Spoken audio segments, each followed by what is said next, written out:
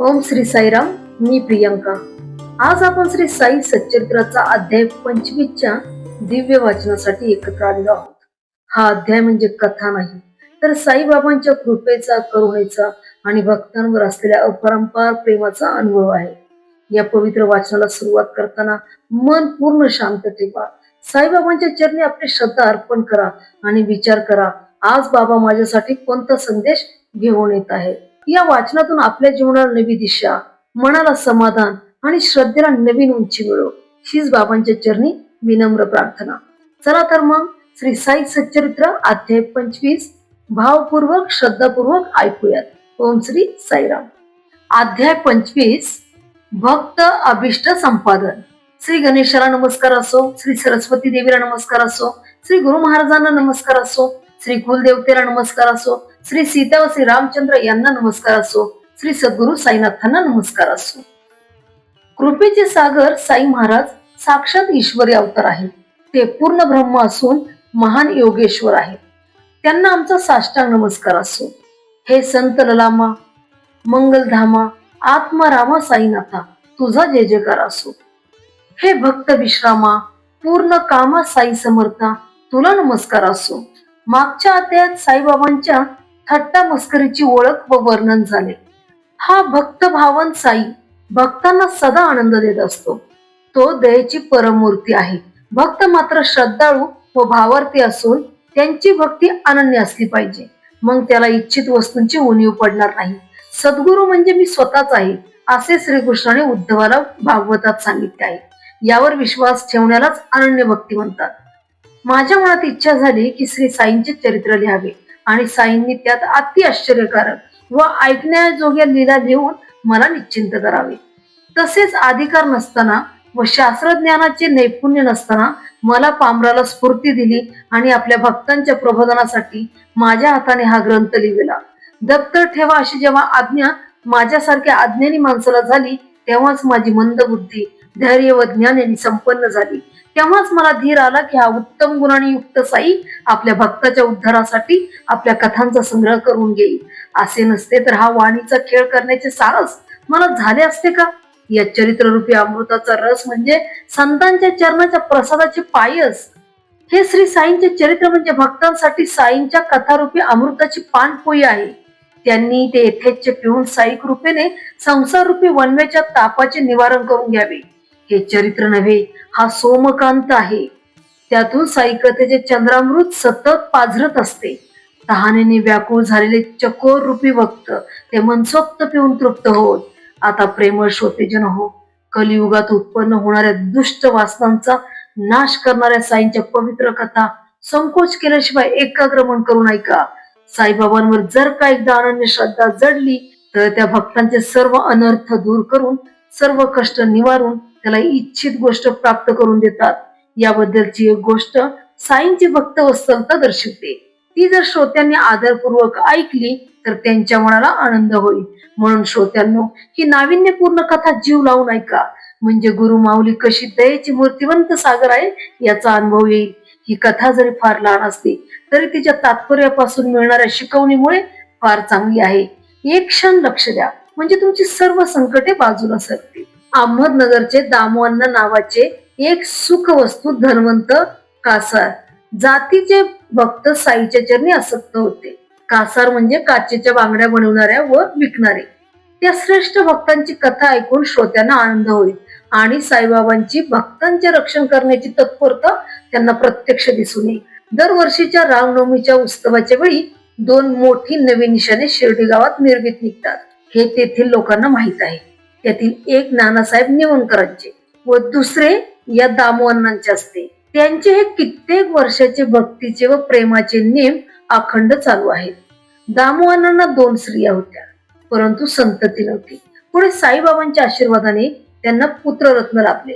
या पुत्ररत्नानिमित्त दामोअण्णांनी रामनवमीच्या उत्सवाप्रित्यर्थ निशाणाचा नवस केला आणि तेव्हापासून दरवर्षी निशाणाच्या मिरवणुकीला प्रारंभ केला. या मिरवणुकीची तयारी कोंडिबा नावाच्या सुताराच्या घरी होते आणि तेथून मग वाद्यांच्या गजरात ही निशाणे गावातून मिरवित नेतात. मग त्या खूप लांब पताका म्हणजे ती निशाणे मशिदीच्या दोन्ही टोकांना बांधतात अशा प्रकारे समारंभपूर्वक उत्तम महोत्सव दरवर्षी होत असतो. तसेच तिथे जे फकीर फुकरे येत असत त्यांना मनसोक्त जेव घालून हे दामू शेठ रामनवमीचा नेम चालवित असत. या दामू अण्णांची कथा श्रोत्यांसाठी वर्णन करून सांगतो. ती लक्ष देऊन ऐकली तर साईबाबांच्या सामर्थ्यांची त्यांना कल्पना येईल. दामू अण्णांच्या मुंबईच्या एका मित्राने त्यांना पत्र पाठवले. उघड उघड स्पष्ट 2 लाख नफा होईल असा फायद्याचा व्यवहार आपण करूया. तुमची व आमची भागीदारी ठेवूया. प्रत्येकी 1-1 लाख कमवूया. चटकन उत्तर धाडा. हा धंदा अगदी चोख आहे, त्यात कसली भीती नाही. या खेपेस कापूस खरेदी करूया. लगोलग भाव वर चढेल. वेळेवर जे सौदा साधून घेत नाहीत ते मग मागावून पश्चाताप पावतात. अशी संधी फुकट जाऊ देऊ नये म्हणून अण्णांच्या मनाची खळबळ उडाली. त्या मित्रावर तर पक्का विश्वास होता, पण निश्चित विचार त्यांना सुचत नव्हता. धंदा करावा की न करावा याचा अण्णांच्या मनाला विचार पडला. काय होईल देवा, कसे होईल याचा त्यांच्या मनाला संशय पडला. दामू अण्णा साई गुरूंचे शिष्य होते. त्यांनी बाबांना पत्र लिहिले. बाबा, आम्हाला स्वतंत्र बुद्धी नाही, आपणच आमचे छत्र आहात. प्रथम दर्शनी हा व्यापार करावा असे वाटते, परंतु त्यापासून लाभ होईल की नुकसान हे कृपा करून सांगा. पत्र माधवरावांकडे पाठविले आणि कळवले की हे बाबांना वाचून दाखवा आणि काय आज्ञा होईल ते कळवा. मला तर हा व्यवहार बरा वाटतो. दुसऱ्या दिवशी 3ऱ्या प्रहरी म्हणजे दुपारी 3-3:30 वाजता ते पत्र माधवरावांच्या हातात पडले आणि ते त्यांनी मशिदीत नेऊन बाबांच्या चरणी घातले. तेव्हा बाबांनी विचारले, काय श्यामा, घाई कसली रे? कसला कागद पायाशी लावतोस? श्यामेने उत्तर दिले, बाबा, तो नगरचा दामू शेठ आपल्याला काय विचारू पाहत आहे. बाबा म्हणाले, काय बरे, काय लिहितो, काय कसले वेळ टाकतो? मला वाटते तो आभाळाला हात लावू बघतोय. देवाने दिलेले त्याला पुरेसे वाटत नाही. बरे, वाच वाच, त्याचे पत्र वाच. श्यामा म्हणाला, बाबा, आपण म्हणतात तसेच खरोखर शब्दशः पत्र दामवांनाचे आहे. देवा, आपण येथे स्वस्त बसता आणि तिकडे भक्ताची अस्वस्थता उठवता. मग मनाला चुटपुट लागली की त्याला पायाजवळ आणता. कोणाला स्वतःवरून आणता तर कोणाकडून पत्र लिहिता. पत्रातील आशय आधीच सांगता, मग पत्र तरी कशाला वाचिवता? बाबा म्हणाले, अरे श्यामा, वाच वाच, माझे काय खरे मानू नकोस. मी तर आपला असाच आहे, मनाला येईल ते उगाच आपला बोलत असतो. मग माधवराव पत्र वाचू लागले आणि बाबा लक्ष देऊन ते ऐकू लागले. ऐकल्यावर बाबा कळवळून म्हणाले, या शेठजीची बुद्धी चळली आहे. पत्राच्या उत्तरात त्याला सांग की तुला घरात काय कमी आहे, आपल्याला अर्धी भाकरी पुरे, लाखाच्या मागे पडू नकोस. दामू अण्णा पत्राच्या उत्तराची सारखी वाट पाहत बसले होते. उत्तर येता क्षणीच ते वाचू लागले आणि त्यांचा विरस झाला. त्यांच्या मनोरथाचा किल्ला ढासळला आणि आशेचा वृक्षच मुळापासून उपटला गेला. आता 1 लाख कमवू, अर्धा लाख व्याजी राहू, म्हणजे लवकरच लखोपती होऊ, सावकार होऊन आनंदात अहमदनगरात राहू, असे जे मनोराज्य केले होते ते जागच्या जागी विरघळले आणि दामोना अत्यंत निराश झाले. ते मनात म्हणाले, हे काय केले बाबांनी? आपण यांना पत्र लिहिले हेच मुळात चुकले. आपणच नुकसान करून घेतले. पाहता पाहता पुढे आलेले ताट आपणच लाथाडले. असो. त्या उत्तरात दामू अण्णांना माधवरावांनी असेही सुचवले होते की कानात व डोळ्यात अंतर असते. पत्राने निरोप ऐकवण्यात व प्रत्यक्ष सांगण्यात फरक असतो. ही माधवरावांची सूचना वाचून दामू शेठला समक्ष जाणे योग्य वाटले. न जाणू त्यातच आपले कल्याण असेल. कदाचित परवानगी देतील असा मनात विचार करून अण्णा शिर्डीला आले आणि बाबांपुढे लोटांगण घालून जवळ जाऊन बसले. हळूहळू पाय दाबू लागले, परंतु बाबांना विचारण्याचा धीर होत नव्हता. इतक्यात त्यांच्या मनात कल्पना सुचली की बाबांचा नफ्यात भाग ठेवावा. ते मनात म्हणाले, साईनाथा, या सौद्याला साह्य कराल तर नफ्याचा काही भाग मी आपल्या चरणी अर्पण करीन. अशा प्रकारे मनात विचार करीत दामू अण्णा क्षणभर साईंचे चरण मस्तकी धरून बसले. संकल्प विकल्प हा मनाचा विशिष्ट स्वभाव आहे. मनातून दामू अण्णांची चळवळ चालली होती. भक्त मनात अनेक मनोराज्य करतात, परंतु त्यांना आपला खरा फायदा कशात आहे हे कळत नसते. एकट्या गुरुलाच भक्ताचे भविष्य, भूत व वर्तमान काळाचे कल्याण कशात आहे हे ठाऊक असते. आपल्या मनातले विचार कोणी किती गुप्त ठेवू, सर्वांतर्यामी साई महाराज ते मनातले विचार जाणत असतात.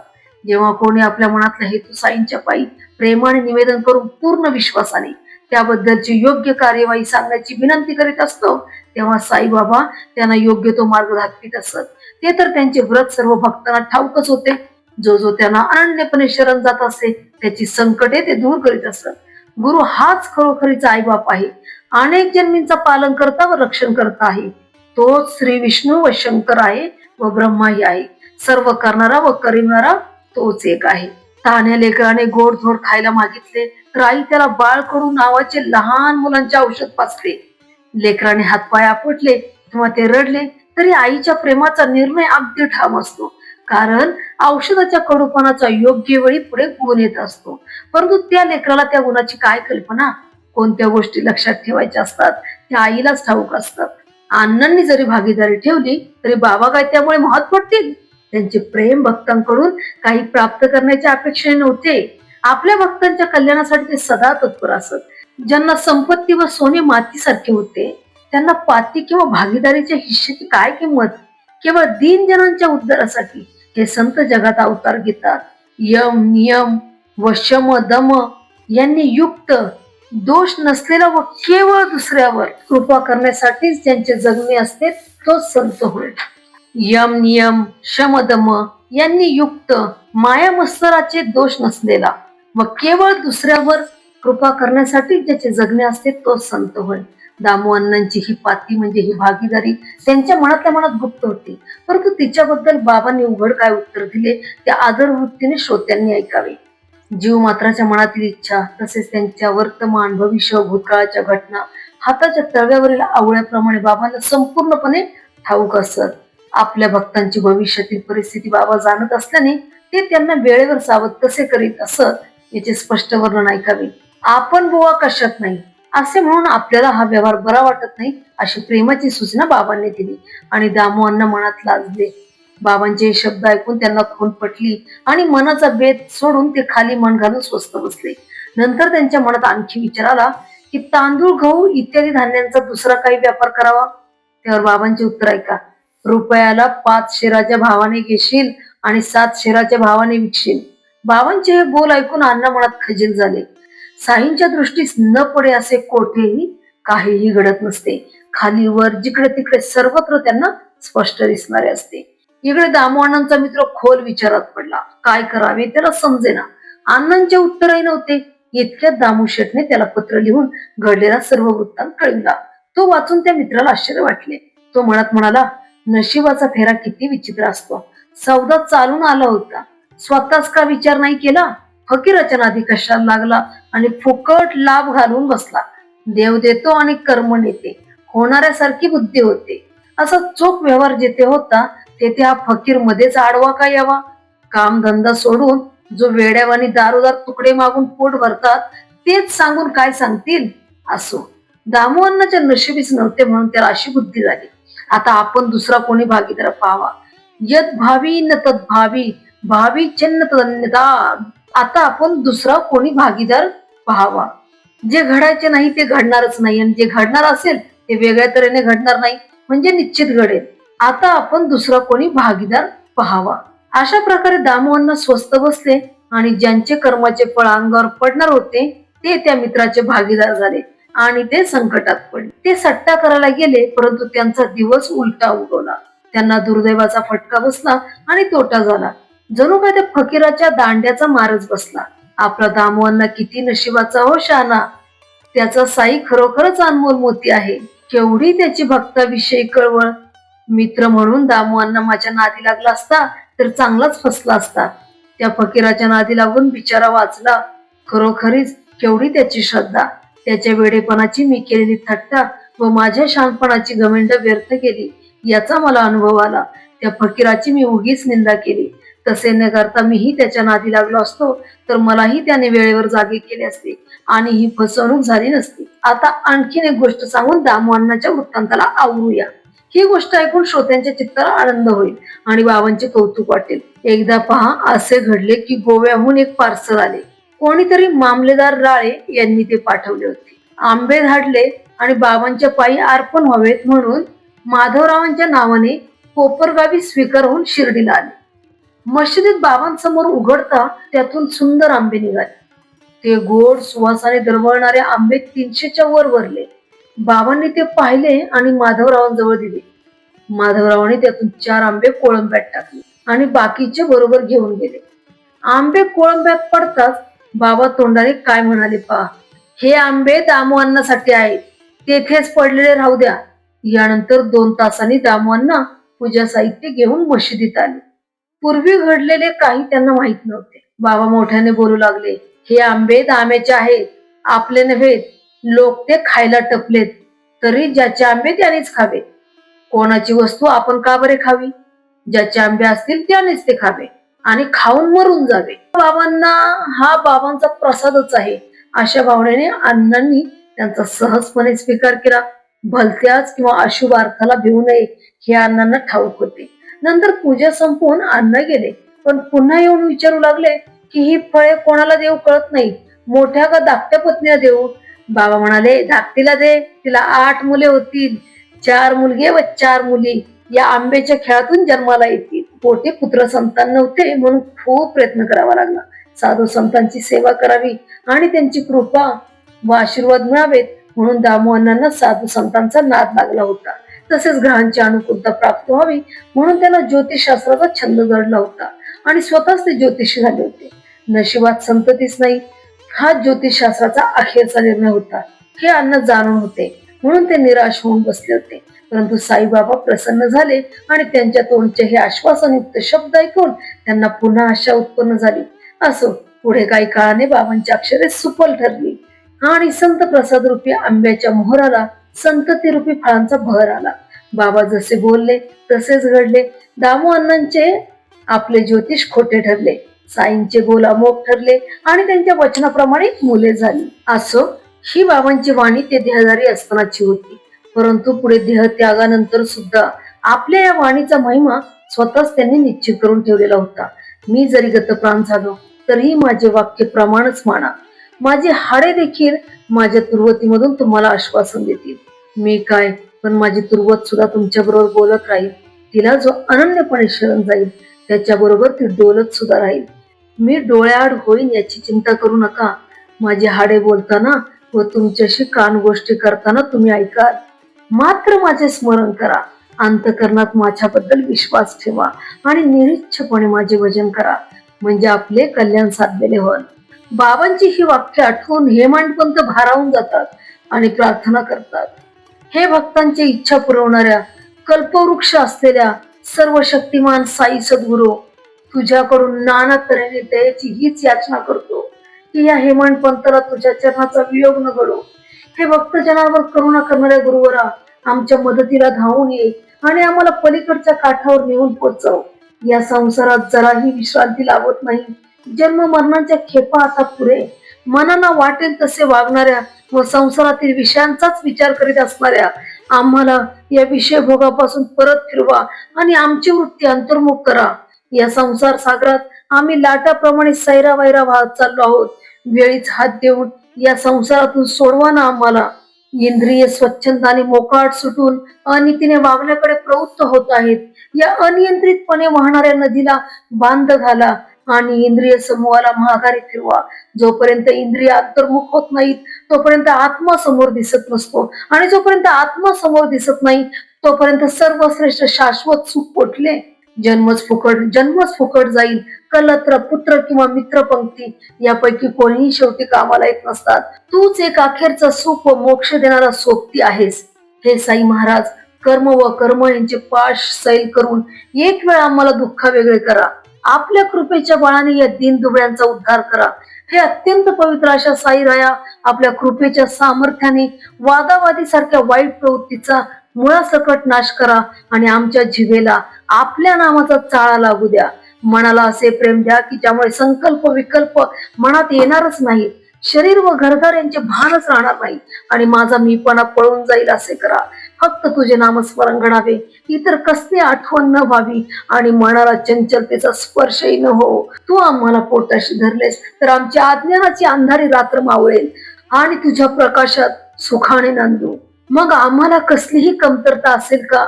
तू ज्या आम्हाला आपले चरित्ररूपी अमृत पाजलेस आणि थापटे मारून जागे केलेस, हे पुण्य कार्य काय साधे सुधे आहे का? पुढील अध्याय याहून गोड असेल आणि ऐकणाऱ्यांची हाऊस पुरविल.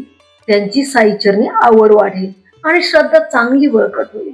आपल्या गुरुचे चरण सोडून शिर्डीत दर्शनाला आलेले एक भक्त बाबांच्या चरणांना वंदन करीत असताना बाबांनी त्यांना त्यांच्या गुरुच्या चरणी दृढ केले. तर तसेच दुसरे एक श्रीमंत परंतु संकटग्रस्त गृहस्थ पत्नी व मुलासकट साईंच्या दर्शनाला आले असताना त्यांचा मनोदय कसा पुरविला. अपस्माराने पिडलेल्या त्यांच्या मुलाला नुसत्या दर्शनाने रोगमुक्त कसे केले आणि पूर्वी झालेल्या दृष्टांताची आठवण कशी दिली हे ऐका. हेमाडपंत साईंना शरण येऊन श्रोत्यांना आदरपूर्वक विनवणी करीत आहेत की साई कथा ऐकण्यास आसक्त व्हा आणि कानांचे सार्थक करून घ्या. सर्वांचे कल्याण असो. अशा प्रकारे संत व सज्जनांनी प्रेरणा केलेल्या भक्त हेमाडपंत यांनी रचलेल्या श्री साई समर्थ यांच्या सत्यचरित्राचा भक्त अभिष्ट संपादन नावाचा 25वा अध्याय समाप्त झाला. आपल्या दोघांचीही ही साई सेवा श्री सद्गुरू साईनाथांना अर्पण असो. सर्वत्र सर्वत्र मंगल असो. ओम श्री साईराम. जर तुम्हाला माझी ही छोटीशी साई सेवा आवडत असेल तर माझ्या व्हिडिओला लाईक, कमेंट आणि सबस्क्राईब करायला विसरू नका, जेणेकरून पुढील अध्यायाचे वाचन तुम्हाला लगेच मिळू शकेल. आपला प्रत्येक प्रतिसाद मला पुढील भक्तिमय व्हिडिओ बनवण्यासाठी प्रेरणा देत असतो. ओम श्री साईराम.